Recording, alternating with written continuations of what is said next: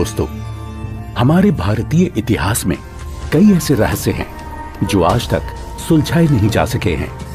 इनमें से एक ऐसा रहस्य है जो पूरे विश्व को हैरान कर रहा है, और वो है जगन्नाथ मंदिर का रहस्य। तो चलिए इस रहस्य को सुलझाने का प्रयास करते हैं। कहते हैं इतिहास को कभी मिटाया नहीं जा सकता। वो इतिहास ही है जो हजारों लाखों वर्षों में घटित हुई अतीत की घटनाओं को चलचित्र की तरह हमारे सामने रूबरू करा देता है। जगन्नाथ मंदिर भारत के ओडिशा राज्य में स्थित एक हिंदू मंदिर है। जगन्नाथ मंदिर को भारत के सबसे पवित्र मंदिरों में से एक माना जाता है। जगन्नाथ मंदिर के बारे में कई रहस्य हैं। एक रहस्य ये है कि मंदिर में स्थापित मूर्तियां अधूरी क्यों हैं? मंदिर का निर्माण कैसे हुआ? इस मंदिर में छुआछूत क्यों नहीं है? इन सभी रहस्यों को जानने के लिए देखते हैं सत्य घटनाओं पर आधारित ये 2D एनिमेशन वीडियो। ईश्वर की लीला अपरंपार है और स्वयं पूर्ण परमेश्वर इस मंदिर के निर्माण में किस प्रकार शामिल रहे हैं, ये बात आज तक आमजन के लिए रहस्य ही रखी गई।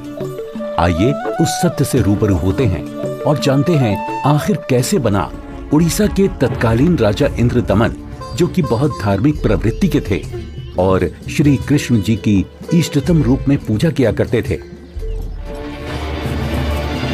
एक रात जब राजा इंद्रदमन आराम फरमा रहे थे, तब श्री कृष्ण जी उनके स्वप्न में आकर दर्शन देते हैं और उनसे कहते हैं,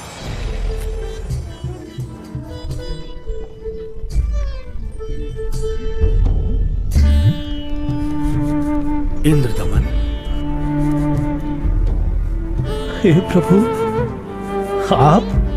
हे इंद्रदमन, मेरी मृत्यु के उपरांत जिस संदूक में मेरी अस्थियां विसर्जित की गई थी, वो काष्ठ का संदूक पानी में बहता हुआ तेरे राज्य में पुरी में समुद्र किनारे आ लगा है। मैं चाहता हूं कि तुम मेरे आदेश से उस संदूक को उसी स्थान पर रखकर उसके ऊपर मंदिर यादगार रूप में बनवा दो, जिसका नाम जगन्नाथ होगा। और उस मंदिर में एक विप्र रख देना जो श्रद्धालुओं को पवित्र गीता के अनुसार ज्ञान प्रचार करेगा। याद रहे, इस मंदिर में ना तो कोई मूर्ति होनी चाहिए और ना ही कोई पाखंड। जैसा आपका आदेश महाराज। किंतु भगवान, कृपा करके मुझे वो स्थान दिखा दीजिए जहां मंदिर का निर्माण किया जाना है। ठीक है वत्स, मैं तुम्हें वहां ले चलता हूं।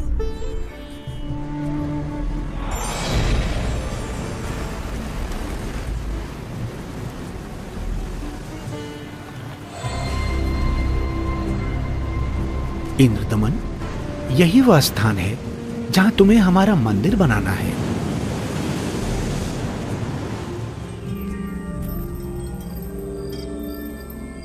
भोर होते ही राजा इंद्रदमन ये बात अपनी पत्नी को बताते हैं। फिर उसके बाद मेरी आंख खुल गई। स्वामी, इस शुभ कार्य में देरी कैसी? सर्व संपत्ति उन्हीं की दी हुई है, उन्हीं को अर्पित करने में क्या सोचना। राजा इंद्रदमन तुरंत अपने मंत्रियों की सभा बुलाते हैं और मंदिर बनाने के लिए राज्य के सबसे कुशल कारीगरों को इकट्ठा किया जाता है। जिसके बाद सभी पुरी नामक स्थान पर पहुंच जाते हैं जहां वो संदूक तैर रहा था। उसे निकलवाकर जमीन खोदकर संदूक दबा देते हैं।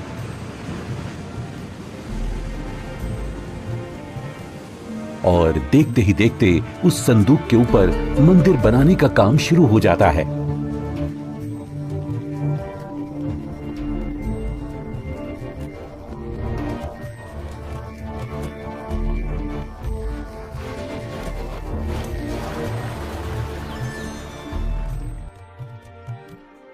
महाराज की जय हो।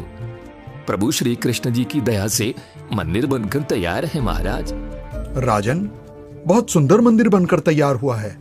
सब श्री कृष्ण जी की कृपा। पीछे हट जाओ, पीछे हट जाओ सभी, चलो। समुद्री तूफान आ रहा है। समुद्री लहरें इतनी ऊपर उठकर हमारी तरफ आ रही हैं। लहरें बहुत तेज हैं। भागो, भागो, तूफान आ गया। राजन, ये लहरें तो बहुत ऊंची हैं। हमें अतिशीघ्र यहाँ से निकलना होगा।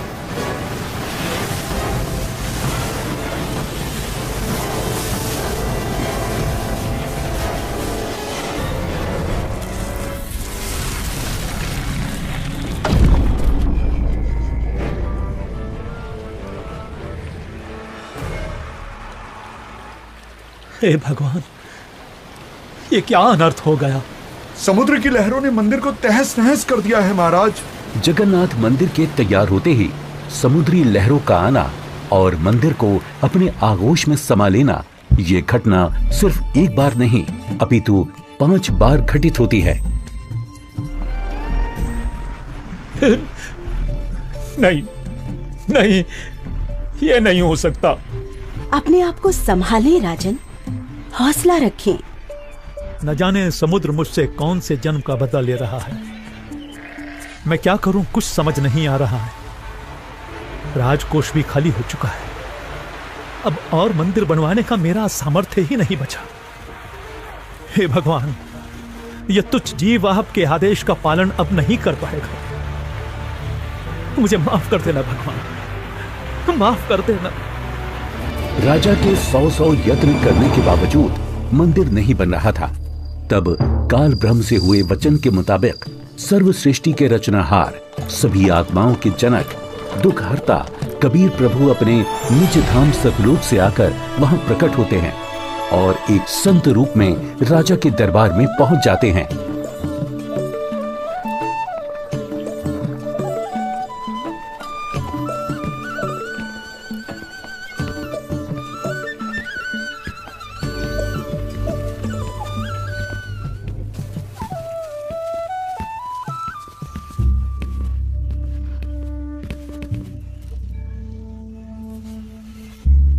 प्रणाम महाराज। प्रणाम। क्या बात है राजन, कैसे उदास बैठे हो? हे महात्मा जी, परमात्मा कृष्ण जी के आदेश से समुद्र किनारे मंदिर का निर्माण करवाया था, किंतु समुद्र ने उसे तोड़ दिया। अब की बार समुद्र नहीं तोड़ेगा, आप मंदिर बनवाओ। क्षमा करें महाराज, मंदिर 5 बार बनवाया है, परंतु 5 बार समुद्र ने उसे तोड़ दिया है। कोई बात नहीं इंद्रदमन, यदि मन बने तो मेरे पास आ जाना।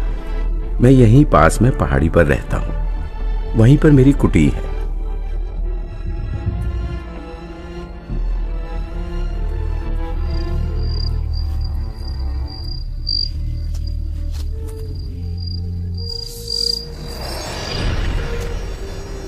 इंद्रदमन, एक बार फिर मंदिर बनवा दे।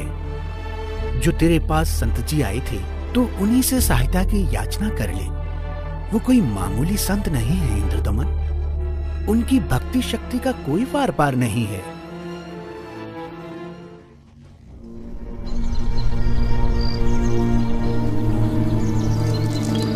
क्या हुआ महाराज? अभी अभी भगवान श्री कृष्ण जी ने दर्शन देकर मंदिर फिर से बनवाने को कहा है। अच्छा। और बताया है कि जो संत समुद्र को रोकने की बात कर रहे थे वो बहुत शक्ति युक्त हैं। मुझे उन्हीं के पास जाकर प्रार्थना करनी चाहिए। प्रभु कह रहे हैं तो आप मत चूको महाराज, प्रभु का मंदिर फिर बनवा दो। बनवाना तो मैं भी चाहता हूँ, किंतु अब तो राजकोष भी खाली हो चुका है। इस वक्त मैं धर्म संकट में फंस चुका हूँ। यदि मंदिर नहीं बनवाऊंगा तो प्रभु अप्रसन्न हो जाएंगे और मंदिर बनवाने के लिए धन भी शेष नहीं रहा। स्वामी, आप चिंतित ना हो।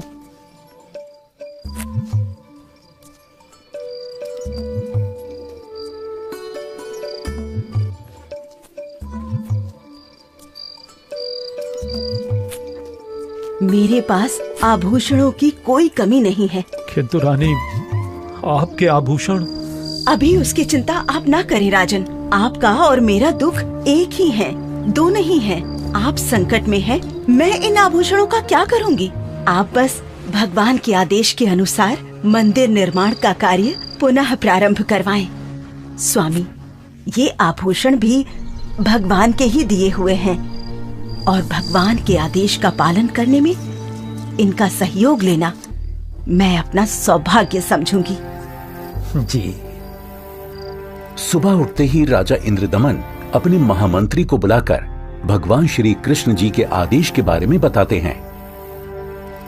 आप जाइए और मंदिर कार्य पुनः प्रारंभ कराने की तैयारी करें।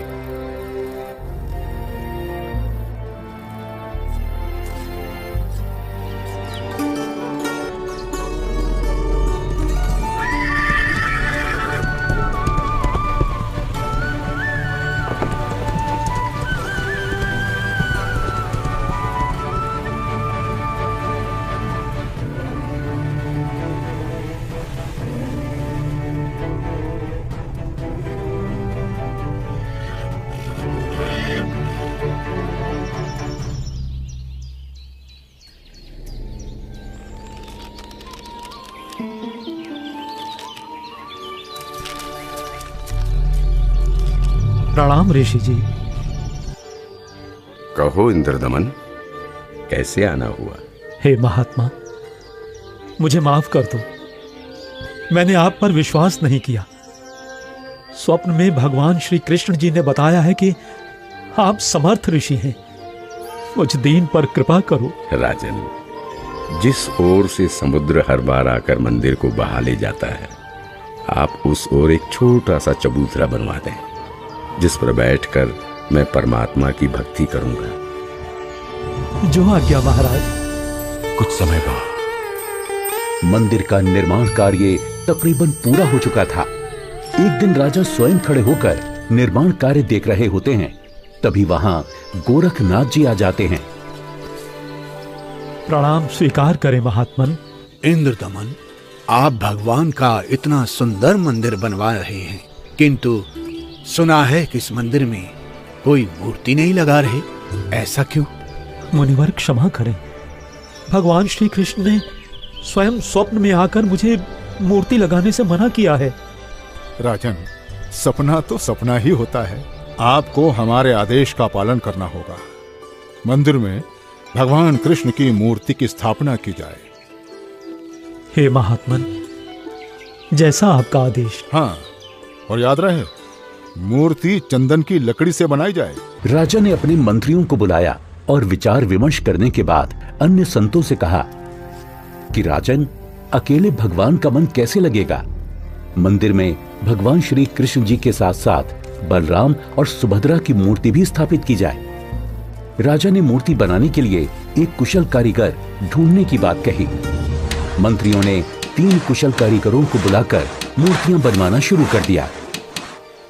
अब एक तरफ मंदिर तो दूसरी तरफ मूर्तियां बनाने का काम चल रहा होता है, किंतु कुछ समय बाद पता चलता है कि जिस तरह मंदिर बार बार टूट रहा था, अब इस प्रकार मूर्तियों के भी अपने आप टुकड़े टुकड़े होने लगते हैं। और ऐसा 3 बार होता है, जिसे देख राजा इंद्रदमन बहुत चिंतित हो जाते हैं। किंतु भगवान से भक्त का दुख देखा नहीं जाता। इसलिए एक दिन जब राजा अपने दरबार में बैठे होते हैं और पूरा दरबार बिल्कुल शांत होता है, सबके सब इसी चिंता में होते हैं कि करें तो क्या करें। तभी वहां पूर्ण परमात्मा कबीर देव एक वृद्ध कारीगर यानी शिल्पकार का रूप धारण करके प्रकट हो जाते हैं।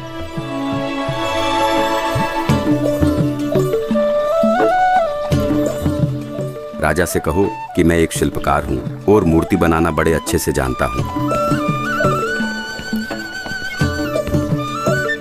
महाराज की जय हो। महाराज, बाहर एक वृद्ध व्यक्ति आया है और अपने आप को मूर्तिकार बता रहा है। आपसे मिलना चाहता है महाराज। अवश्य, उनको अवश्य आने दिया जाए। जो आदेश महाराज।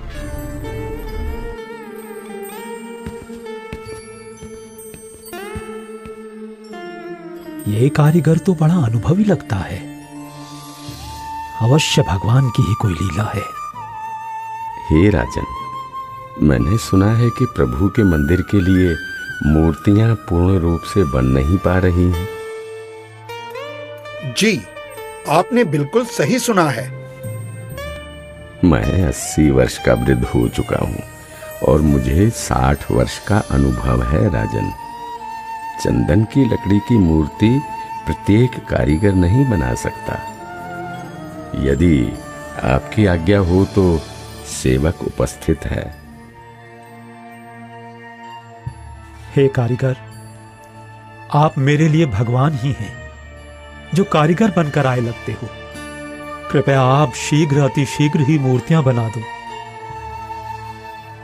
मूर्तियां तो मैं बना दूंगा, किंतु राजन, मेरी एक शर्त है। क्या शर्त है आपकी? राजन, मूर्ति बनाने के लिए मुझे एक कमरा चाहिए, जिसे अंदर से बंद करके मैं बड़ी स्वच्छता से मूर्ति तैयार करूंगा। और जब मूर्तियां तैयार हो जाएंगी तो मैं स्वयं दरवाजा खोलूंगा। ठीक है।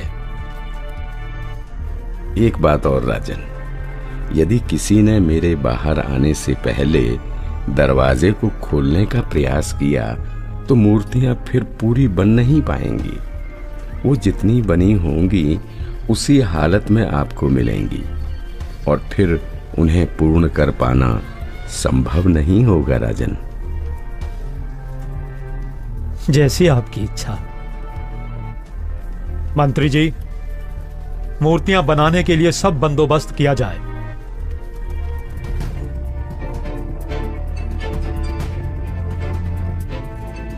प्रणाम महात्मा जी।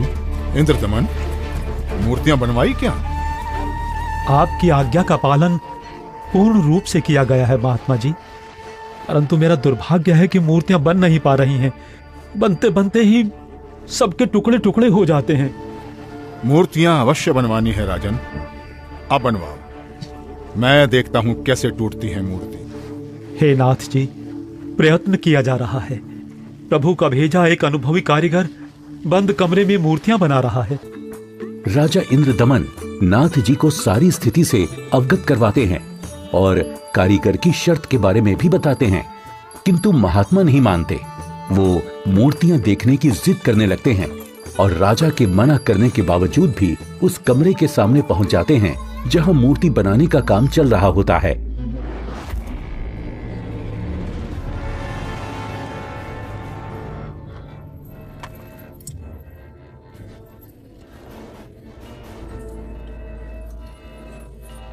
कारीगर, दरवाजा खोलो, दरवाजा खोलो कारीगर।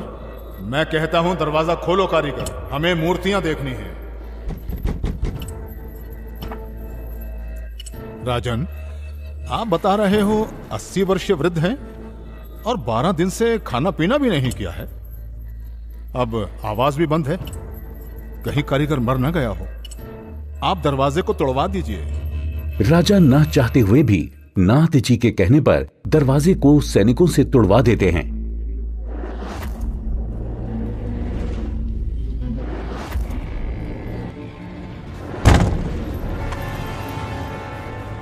दरवाजा खुलने पर अंदर कोई कारीगर नहीं मिलता। वहां श्री कृष्ण, बलराम और सुभद्रा जी की 3 मूर्तियां रखी होती हैं, परंतु उन मूर्तियों के हाथ और पैर के पंजे नहीं बन पाए थे। ये देखकर सभी चौंक जाते हैं। हे भगवान, वो बुजुर्ग कारीगर तो यहाँ है ही नहीं।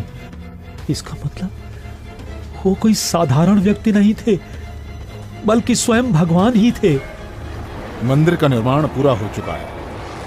अब इन्हीं मूर्तियों को भगवान की इच्छा समझकर मंदिर में स्थापित करवा दो राजन। हो सकता है प्रभु को यही स्वीकार हो।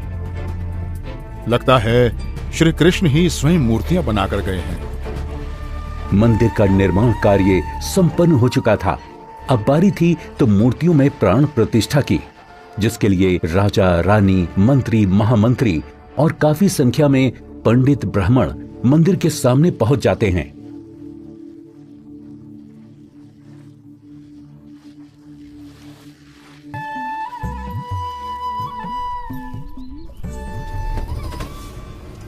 रे दुर्बुद्धि शूद्र, अपवित्र! देखता नहीं मंदिर का द्वार अपवित्र कर दिया तूने। ये क्या हो गया? शूद्र कैसे बन गई? भगवान, भगवान, ये कैसे हो गया? ये कैसे हो गया भगवान? कैसे हो गया? प्रभु क्षुब्ध हो गई हैं क्योंकि मुख्य द्वार को उस शूद्र ने अशुद्ध कर दिया है, इसलिए सब मूर्तियों ने शूद्र रूप धारण कर लिया। बहुत बड़ा अनिष्ट हो गया राजन। कुछ समय उपरांत देखते ही देखते मूर्तियां अपने वास्तविक रूप में आ जाती हैं, जिसके बाद पंडित कई बार गंगा जल छिड़ककर मूर्तियों को शुद्ध करने का उपक्रम करते हैं। मूर्ति स्थापना के कुछ दिन बाद अचानक समुद्री तूफान आ जाता है और समुद्री लहरें लगभग 40 फीट ऊंची उठकर बहुत तेज वेग में मंदिर की ओर चल पड़ती हैं। सभी आपस में बातें करने लगते हैं। लगता है अब की बार भी समुद्र मंदिर को नष्ट कर देगा। अरे ये क्या? संत जी अभी भी वहीं पर बैठे हैं। अरे कोई उठाओ उनको वहां से। सभी चिल्लाते हैं, हट जाओ, हट जाओ, वहां से पीछे हट जाओ, समुद्री तूफान आ रहा है। हट जाओ, वहां से पीछे आ जाओ, महात्मा जी, पीछे आ जाओ।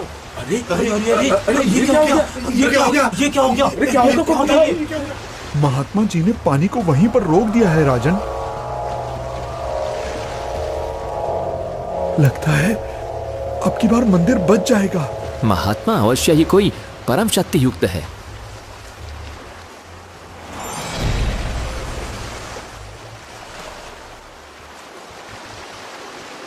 हे भगवान, मुझे रास्ता देने की कृपा करें।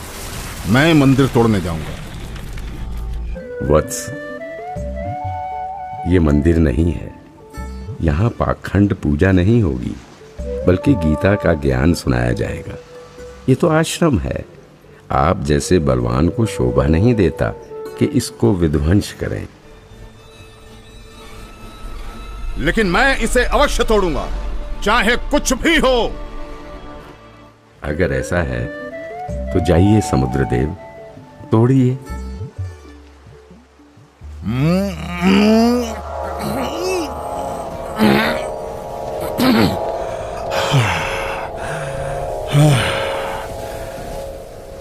मैं आपकी शक्ति के आगे विवश हूं स्वामी। आपकी शक्ति अपार है। आप मुझे रास्ता देने की कृपा करें प्रभु। मैंने राजा इंद्रदमन को मंदिर की रक्षा का वचन दिया है। मैं मार्ग से नहीं हट सकता समुद्रदेव। आप ऐसा कुकृत्य क्यों करना चाहते हैं? जब ये कृष्ण त्रेता में श्री राम बनकर आए थे, तब इन्होंने लंका जाने के लिए मुझे अग्नि बाण दिखाए और मुझे भला बुरा कहकर अपमानित कर रास्ता मांगा था। लक्ष्मण, मेरा अग्नि बाण दो। लातों के भूत बातों से नहीं मानते। मैं ये मंदिर तोड़कर उसका प्रतिशोध लेना चाहता हूं। समुद्रदेव, प्रतिशोध तो आप पहले ही ले चुके हो। आपने तो समस्त द्वारिका पहले ही डुबो दी है। जी नहीं, अभी वो पूर्ण रूप से नहीं डूबी। कोई प्रबल शक्ति युक्त संत आने के कारण मेरा वो कार्य भी अधूरा रह गया और वो आधी ही डूब सकी, क्योंकि मुझे वहां पर किसी ने मानो बांध दिया है। वत्स, वहां भी मैं ही पहुंचा था और मैंने ही वो अवशेष बचाया था। अब जा, शेष बची द्वारका को भी डुबो ले, परंतु उस यादगार को छोड़ देना जहां श्री कृष्ण के शरीर का अंतिम संस्कार किया गया था। अन्यथा आने वाले समय में ये भ्रम पैदा होगा कि श्री कृष्ण की मृत्यु ही नहीं हुई। समुद्र, ध्यान देकर सुन। यदि फिर इधर मंदिर तोड़ने आया तो बात ठीक नहीं रहेगी। कबीर परमेश्वर के आदेश से समुद्र लगभग 1.5 किलोमीटर पीछे हट जाता है, जिसे देखकर वहां खड़े राजा, मंत्री, सैनिक और जनता सभी खुशी मनाने लगते हैं और जय जयकार करने लगते हैं संत रूप में आए कबीर परमेश्वर की। महात्मा की जय, महात्मा की जय हो, जय हो, जय हो, जय हो, जय हो।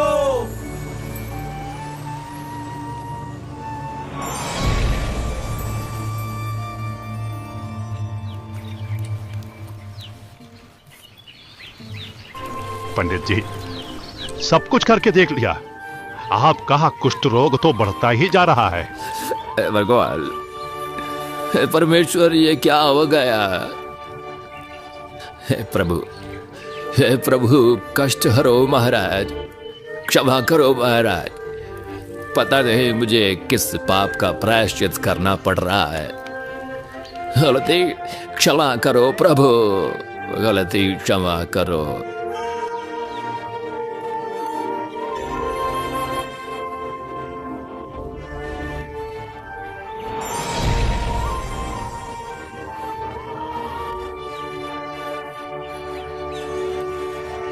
हे भक्त, तूने मुख्य द्वार पर खड़े एक संत को नीच जाति का समझकर धक्का दिया है।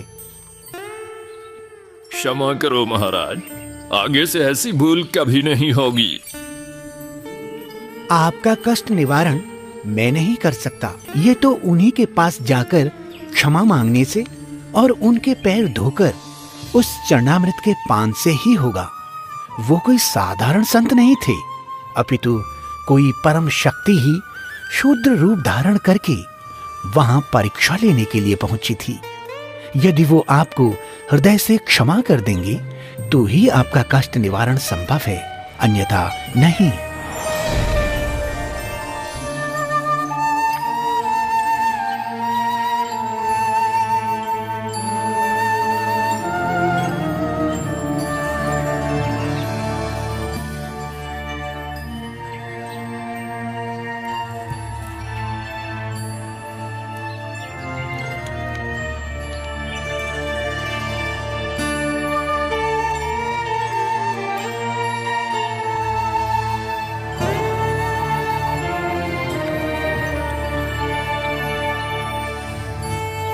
सुना है कि पंडित जी ने प्राण प्रतिष्ठा वाले दिन जिसको धक्के मारकर मंदिर से बाहर गिराया था, भगवान श्री कृष्ण ने दर्शन देकर उन्हीं से माफी मांगने को कहा है। अच्छा? हाँ, मुनि की खोज सभी कर रहे हैं ताकि पंडित जी का कोढ़ का रोग ठीक हो सके। आसपास के पूरे क्षेत्र में घूमने के बाद भी जब परमेश्वर का वो शुद्र रूप कहीं दिखाई नहीं दिया, तब वापस मंदिर जाते समय पंडित जी मन ही मन भगवान से प्रार्थना करते हैं, प्रभु प्रभु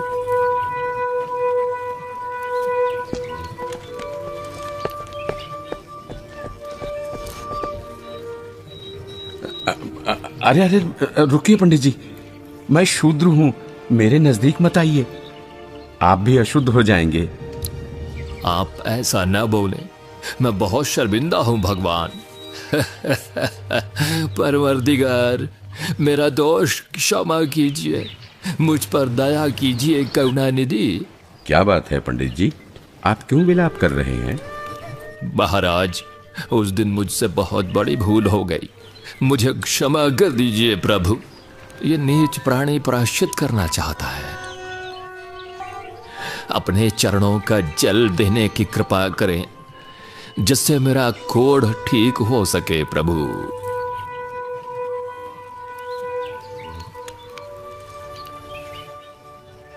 हे ब्राह्मण, इसे 40 दिन तक पीना तथा जल में डालकर स्नान करना। आज से 40वें दिन तुम्हारा कुष्ठ रोग समाप्त हो जाएगा। अब से भविष्य में इस जगन्नाथ मंदिर में किसी ने भी छुआछूत की तो उसकी भी यही दशा होगी, दंड का भागी होगा। जी महाराज, जी महाराज, जी महाराज, इस मंदिर में कभी छुआछूत नहीं करेंगे, नहीं करेंगे। आशीर्वाद है बच्चों।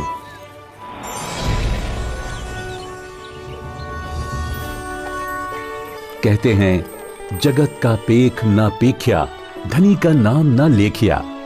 कोई कहता है कि मंदिर श्री कृष्ण जी ने बनवाया, तो कोई कहता है कि जगन्नाथ भगवान ने बनाया, लेकिन जो करने वाला था उसका कहीं नाम नहीं। खैर, वो परमात्मा अपने आप में ही पूर्ण है, वो किसी महिमा का मोहताज नहीं। तो आपने देखा कि किस प्रकार परमेश्वर कबीर देव जी ने संत रूप में प्रकट होकर समुद्र को रोककर जगन्नाथ मंदिर की स्थापना करवाई, कारीगर रूप में अवतरित होकर मूर्तियां बनाई और शुद्र रूप बनाकर मंदिर से छुआछूत जैसी बुराई को हमेशा हमेशा के लिए खत्म कर दिया। समर्थ का कार्य समर्थ ही कर सकता है।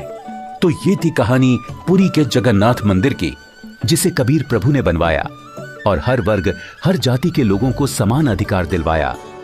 जगन्नाथ मंदिर की सत्य कहानी का रहस्य संत रामपाल जी महाराज जी के मंगल प्रवचनों से लिया गया है। हम सभी संत रामपाल जी महाराज का कोटि कोटि धन्यवाद करते हैं, जिन्होंने हमारे शास्त्रों में छुपे गूढ़ रहस्यों को उजागर कर हमें सत्य से रूबरू कराया। आज वर्तमान में केवल संत रामपाल जी महाराज ही तत्वदर्शी संत हैं, जो भक्ति और भगवान के बारे में वास्तविक जानकारी दे रहे हैं। संपूर्ण आध्यात्मिक ज्ञान प्राप्त करने के लिए अवश्य सुने जगत गुरु तत्वदर्शी संत रामपाल जी महाराज के मंगल प्रवचन और अभी डाउनलोड करें संत रामपाल जी महाराज एप्लीकेशन।